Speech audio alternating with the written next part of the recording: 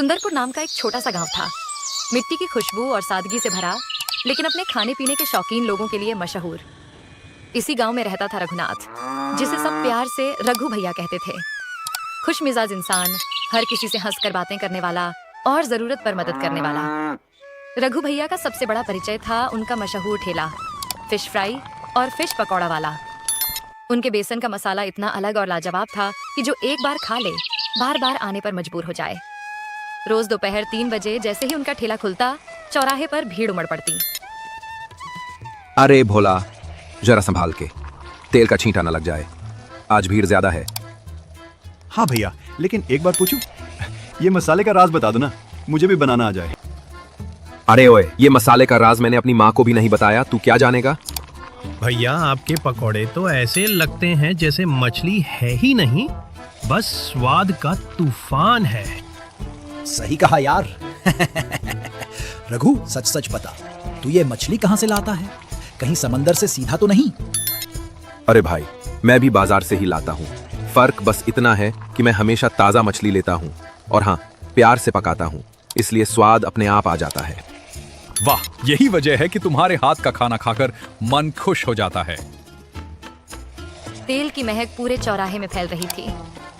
सुनहरे करारे पकौड़े प्लेट में सजते और लोग उन्हें खाते हुए तारीफों की बौछार कर देते। रघु भैया ग्राहकों की बातों से खुश थे, लेकिन मन के किसी कोने में एक चिंता छिपी थी। घर लौटते ही बीमार माँ का सामना करना था।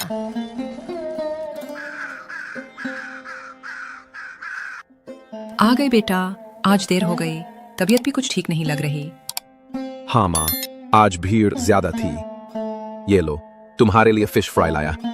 मुझे पता है, मेरे बेटे का स्वाद पूरे गांव को दीवाना बना रहा है। लेकिन अपना भी ध्यान रखा कर। माँ, तुम ठीक हो जाओ, फिर मैं तुम्हें और भी अच्छा बनाकर खिलाऊंगा। वैसे आज एक आदमी पूछ रहा था रघु का राज क्या है। मैंने सोचा उन्हें बता दूं कि मेरा असली राज तुम हो। माँ की आंखों में आंसू आ गए। रघु ने उनका हाथ पकड़ते हुए कहा, जब तक तुम हो, मेरे पकौड़े का स्वाद भी जिंदा रहेगा। इस तरह रघु भैया का दिन खत्म होता, धूप, मसालों की खुशबू, लोगों का प्यार और माँ की दुआओं के साथ। अगले दिन रघु ने हमेशा की तरह दोपहर को अपना ठेला लगाया। अभी मुश्किल से 1-2 ग्राहक आए ही थे कि अचानक गांव के राजा के 2 सेवक घोड़ों पर सवार होकर वहां पहुंचे। सब लोग चौंक गए। ठेले के पास हलचल मच गई। अरे ओ, यही है मशहूर फिश फ्राई वाला? जी मैं ही हूँ, बोलिए क्या चाहिए? तो प्लेट फिश फ्राई बना। राजा ने हुक्म दिया है कि गांव के हर फिश फ्राई वाले की जांच करनी है। रघु ने चुपचाप तेल गरम किया और अपने खास मसाले में लिपटी मछली कढ़ाई में डाली। छन छन की आवाज और महक फैलते ही पास खड़े लोग मुस्कुरा उठे। कुछ ही देर में प्लेट तैयार हुई। दोनों सेवकों ने पकौड़े मुंह में डाले और तुरंत आंखें चमक उठीं। वाह, ये तो कमाल है। ऐसा स्वाद तो हमने कहीं नहीं चखा। सच कहा। लगता है असली विजेता हमें मिल गया। सुनो रघु, राजा ने कहा है कि जो सबसे अच्छी फिश फ्राई बनाएगा उसे महल में ले आना। हमें तुम्हारी फिश सबसे स्वादिष्ट लगी। धन्यवाद, पर मैं महल जाकर करूंगा क्या? मेरा काम तो यहीं लोगों को खिलाना है। ये तो तुम्हें महल पहुंचकर ही पता चलेगा। राजा का आदेश टालना आसान नहीं है। पर आज तो मैं आ नहीं पाऊंगा। मेरी मछली अभी बिकी नहीं है। अगर रह गई तो खराब हो जाएगी। कल सुबह आ जाऊंगा। ठीक है, तुम्हारी मर्जी, लेकिन कल जरूर आना। राजा का इंतजार करना ठीक नहीं होगा। इतना कहकर दोनों सेवक महल की ओर निकल गए। भीड़ में खड़े लोग आपस में बातें करने लगे। अरे रघु, अब तो तू राजा का रसोइया बनने वाला है, फिर हमें कौन खिलाएगा? हाँ भाई, कल से हमारे हिस्से की फिश फ्राई कहाँ मिलेगी? अरे ऐसा कैसे हो सकता है? मैं महल जाकर खाना बनाऊंगा। मुझे तो यहीं गांव में मजा आता है। हैप्पी लोगों की तारीफ और हंसी मजाक ही मेरी असली कमाई है। पर भाई, राजा का हुक्म टाला नहीं जा सकता। कल जाकर ही सब साफ होगा। रघु हल्की हंसी हंसा, लेकिन भीतर कहीं मन में उलझन बैठ गई। शाम ढलने पर सारी मछली बिक गई। रघु ठेला समेटकर घर पहुंचा और माँ के पास बैठ गया। अम्मा, आज कुछ अजीब हुआ। राजा के सेवक आए थे। उन्होंने मेरी फिश खाई और कहा कि कल मुझे महल में हाजिर होना पड़ेगा। बेटा, ये तो बड़ा सम्मान है, पर तू वही कर जो तेरे दिल को सही लगे। अगर तुझे गांव में रहना अच्छा लगता है तो यहीं रह। अगर महल जाना चाहता है तो चला जा, फैसला तेरा है। ठीक कहा माँ, जो मन को सही लगेगा वही करूंगा। अभी तो समझ नहीं आ रहा, कल देखता हूँ क्या होता है। रघु देर तक सोचता रहा। अंत में लेट गया और महल के बुलावे, राजा की जिज्ञासा और अपने गांव की मोहब्बत के बीच उलझा हुआ नींद की गोद में चला गया।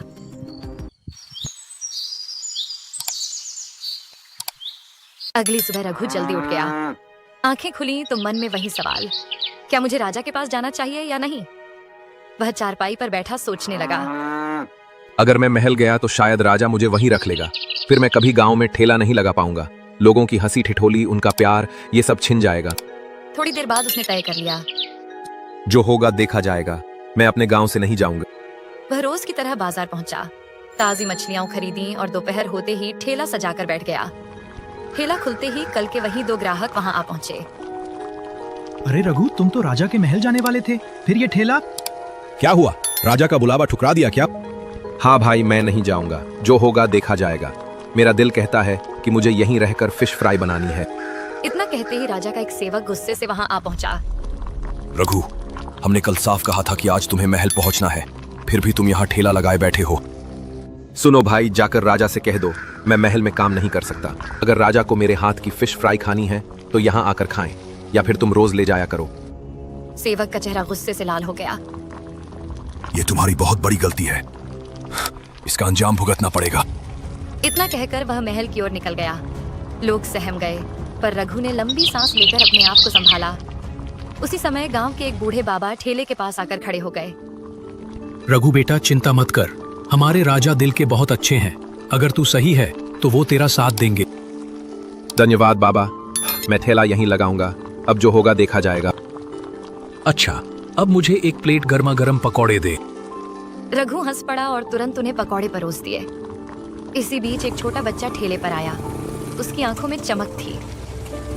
रघु भैया, मुझे फिश बहुत पसंद है, पर मेरी माँ को बनाना नहीं आता। क्या आप मुझे एक प्लेट फिश फ्राई देंगे? रघु का चेहरा खिल उठा। उसने खुशी खुशी उसे एक प्लेट थमा दी। बच्चा खाते ही मुस्कुराने लगा। वाह, कितना स्वादिष्ट है, आप सबसे अच्छे हैं। रघु के दिल में सुकून भर गया।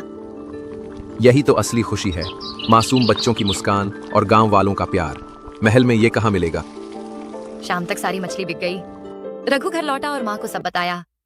अम्मा, आज सेवक फिर गुस्से में चला गया, पर मैंने साफ कह दिया मैं महल नहीं जाऊंगा। गांव ही मेरी दुनिया है। बेटा, तुझे बोलने का हक है।